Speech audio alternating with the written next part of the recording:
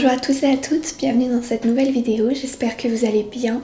Aujourd'hui j'avais envie de faire une vidéo un petit peu plus calme que d'habitude, je vais essayer de parler un peu plus doucement. C'est pas une vidéo ASMR, c'est pas une vidéo chuchotement, c'est juste une vidéo un petit peu plus calme. Voilà, j'avais envie de faire une vidéo qui puisse être un petit peu relaxante, apaisante. Donc si jamais vous n'êtes pas forcément dans l'humeur pour ce genre de vidéo, je vous conseille peut-être de la mettre à regarder plus tard et de la regarder quand vous en aurez envie. C'est aussi le genre de vidéo que je vous conseille de mettre en fond sonore peut-être.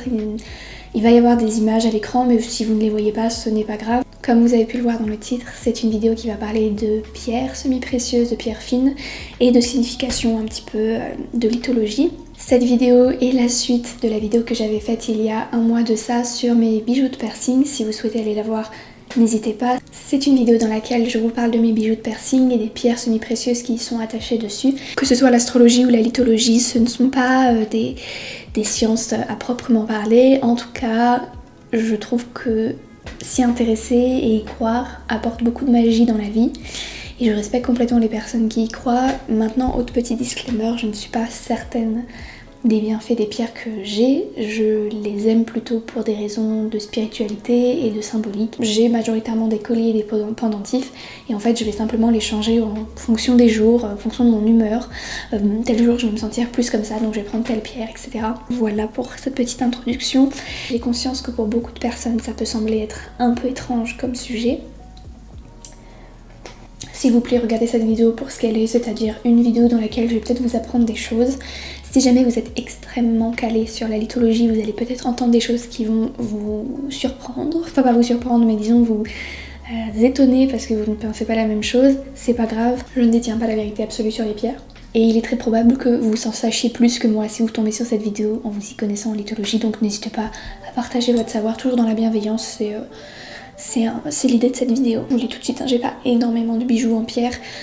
J'en ai quelques-uns, vous pouvez les voir ici. J'ai décidé de vous les présenter par ordre chromatique. Donc quand j'ai commencé à faire cette petite collection de pierres, j'avais très envie de remplir l'arc-en-ciel. Donc d'avoir les 7 couleurs principales de l'arc-en-ciel, en tout cas les 7 couleurs qu'on connaît aujourd'hui, qui sont le rouge, le orange, le jaune, le vert, le bleu, l'indigo et le violet.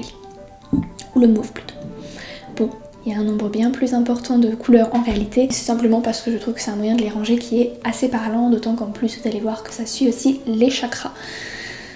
Petite parenthèse, si vous ne savez pas ce que sont les chakras, ce sont des points sur le corps énergétiques qui peuvent être plus ou moins intensifiés, soignés, dirigés. Eh bien écoutez, je vais tout d'abord commencer par mes pierres de couleur blanche, ou en tout cas qui s'approche de la couleur blanche. Il s'agit de boucles d'oreilles en quartz et laiton.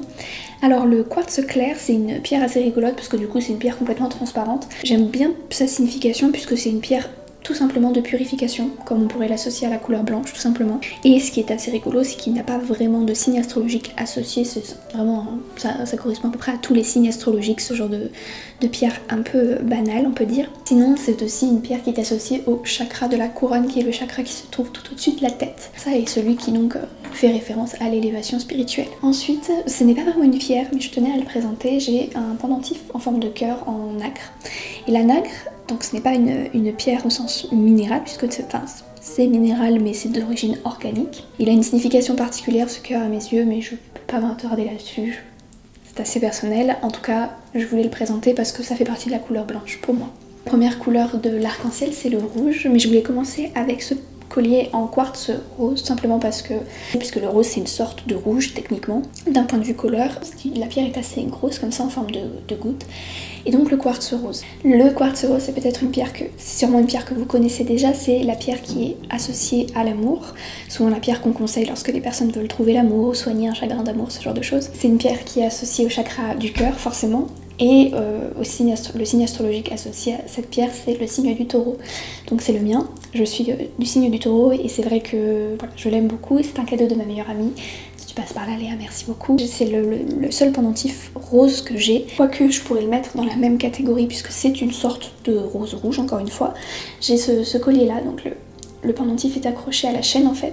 Pareil, celui-là a une importance très importante à mes yeux. Il s'agit d'un pendentif avec un grenat. Donc le grenat c'est encore une fois une pierre rouge. Il a une signification assez proche du rubis. J'ai pas de rubis donc voilà, j'en parle. C'est l'amour, passion, très enflammé comme ça, comme on peut le voir à la couleur. c'est associé au chakra racine, donc le chakra qui est à la base du pubis, qui fait le lien entre nous et le sol. Et c'est la pierre de naissance des personnes nées en janvier, si je dis pas de bêtises, et je sais plus si c'est plutôt pour les Capricornes ou pour les Verseaux. Mais je crois que c'est Capricorne. Une importance très importante aussi à mes yeux puisqu'il m'a été offert par mon copain, que je l'aime beaucoup. Il a une forme de soleil, je trouve que c'est particulièrement joli. Une pierre rouge aussi très très commune, pareil qui m'a été offerte par un ami. Il s'agit d'une jaspe, donc c'est un jaspe rouge, c'est une pierre comme ça qui pour le coup n'est pas translucide. C'est assez rigolo parce que vous allez voir que j'ai un peu de tout. J'ai des pierres opaques et des pierres translucides, voire semi-translucides. Et le jaspe, ben pareil que le grenat, c'est associé vraiment au chakra racine, c'est une pierre qui permet vraiment de s'ancrer. Et le signe associé, c'est le signe du taureau, encore une fois. Première et seule bague que j'ai à vous présenter, qui est ma bague en cornaline. Je vous l'avais présentée dans une vidéo où je l'avais achetée sur Vinted pour le coup. Je vous ai pas dit où j'avais acheté le reste, mais soit ça m'a été offert, soit pour les boucles d'oreilles, hop, je les ai aussi trouvées sur Vinted.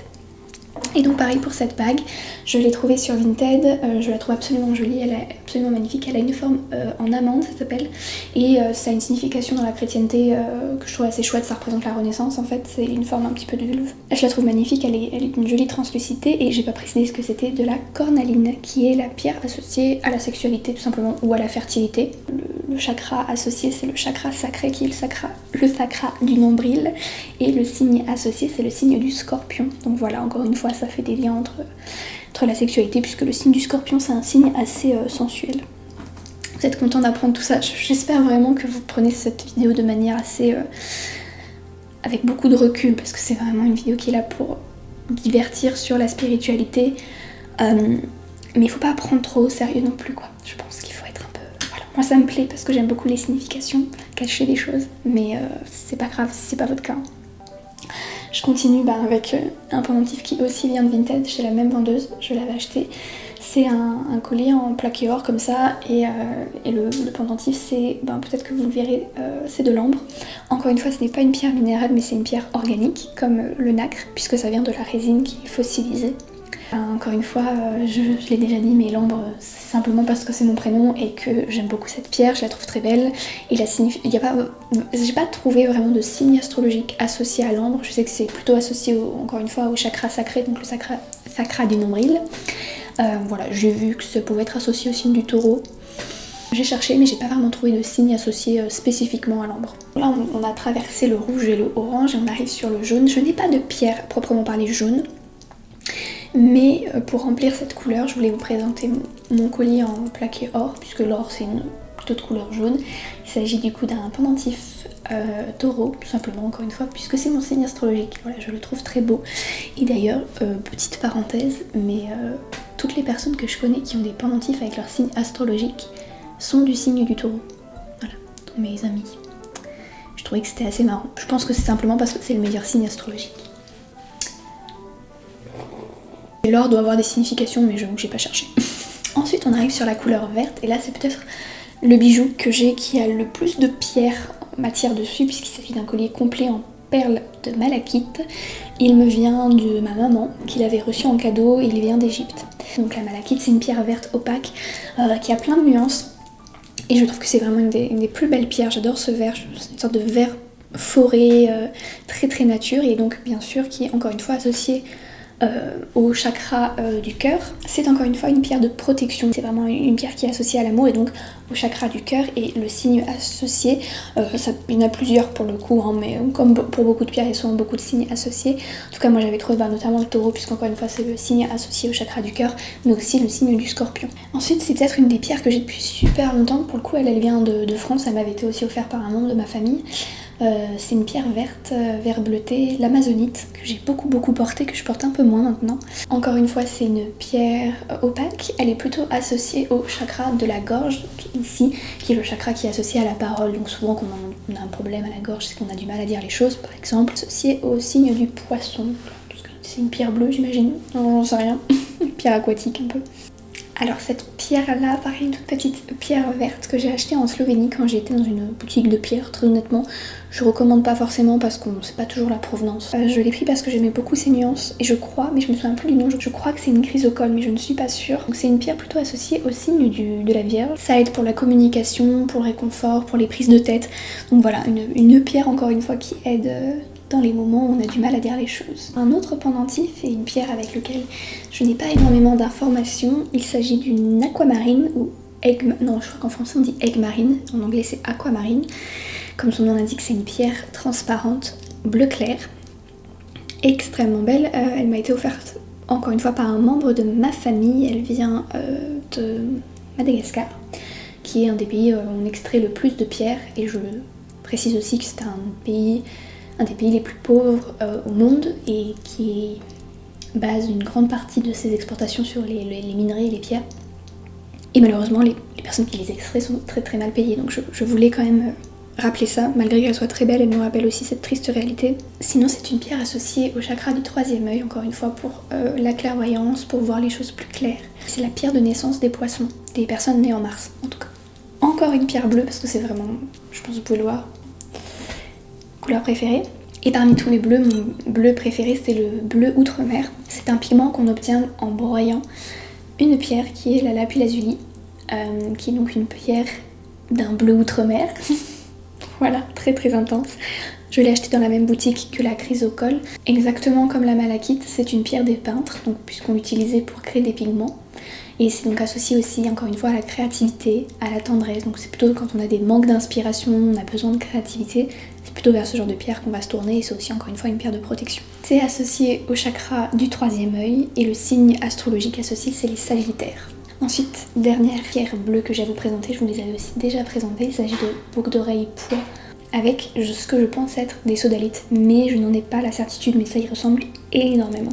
Visuellement, c'est une pierre qui est extrêmement proche de la lapis-lazuli et la signification c'est à peu près la même. Encore une fois, c'est une pierre qui booste la créativité, qui est associée au chakra du troisième œil et au signe astrologique des sagittaires. On arrive sur la dernière partie, le violet, avec tout d'abord mes plugs en fluorite que je vous avais aussi déjà présenté, en fluorite rainbow, donc elles sont de plusieurs couleurs différentes. C'est une pierre qui est associée au chakra du troisième œil ainsi qu'au chakra de la gorge puisque c'est un peu bicolore. C'est une pierre qui permet de calmer son esprit, associée encore une fois au chakra du troisième œil et plutôt au signe du Capricorne et des poissons. Donc voilà pour ces personnes qui ont l'esprit un petit peu agité peut-être, je ne sais pas. Une des dernières pierres, j'ai ces paires de plugs avec des améthystes, peut-être des pierres que vous connaissez bien. Il me semble que ce sont les pierres de naissance des personnes nées en février, le signe du Verseau ou Poisson, je sais plus. C'est associé au chakra de la couronne et de l'élévation spirituelle, tout ça.